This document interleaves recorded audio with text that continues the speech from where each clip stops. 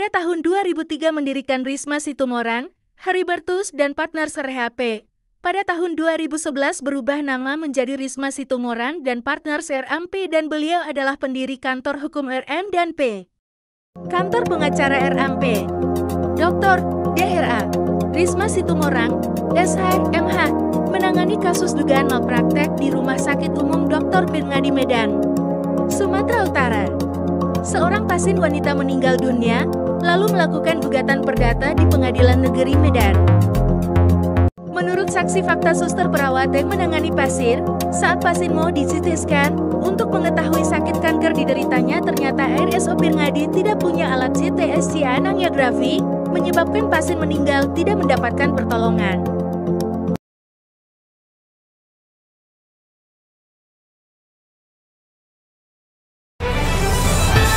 DRA Dr. SMA Situmorang SH-MH bersama dengan Heribertus S.Hartojo SH-MH pada tahun 2003 mendirikan Risma Situmorang, Heribertus dan Partners RHP.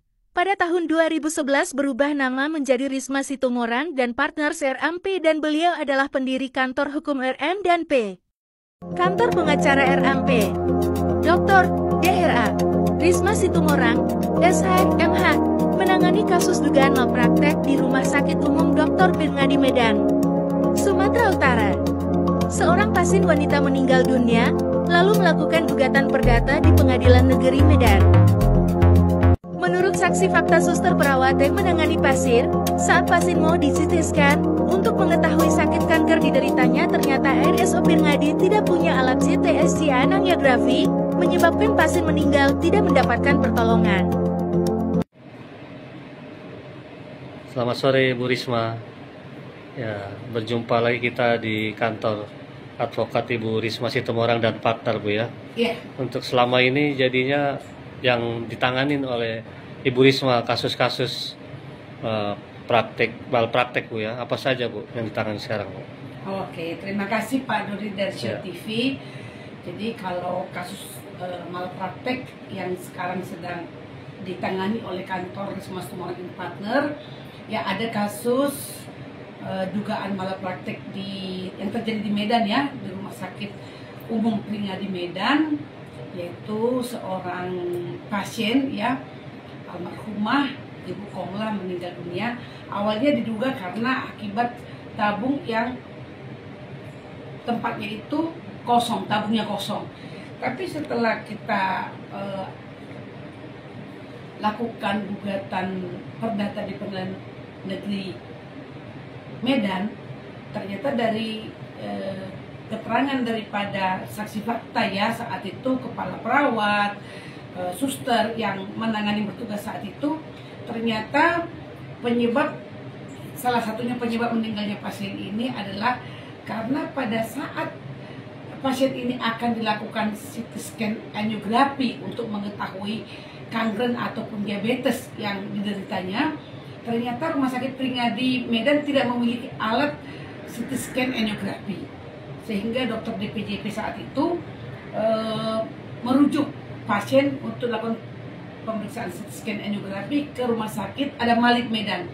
Ternyata sampai 6 hari surat rujukan tersebut tidak dikirimkan oleh pihak rumah sakit, sehingga sampai hari ke-6 pasien meninggal tanpa mendapatkan suatu pertolongan mengenai penyakit kankernya.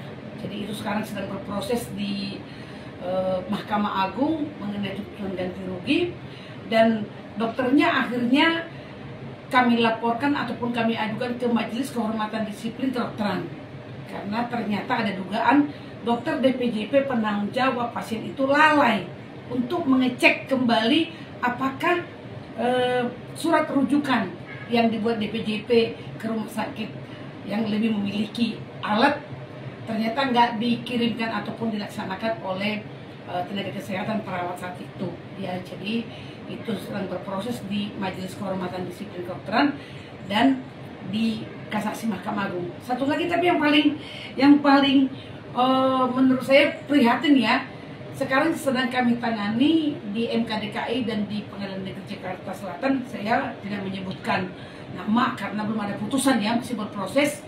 Seorang dokter seorang dokter spesialis, ya spesialis kecantikan dan kulit, menjadi korban dugaan malpraktek pada saat ingin mempercantik anatomi hidungnya. Ternyata apa yang diharapkan tidak seperti yang diinginkan ataupun dijanjikan oleh dokter yang menanganinya, dokter ahli kecantikan, sehingga hidungnya mengalami perubahan.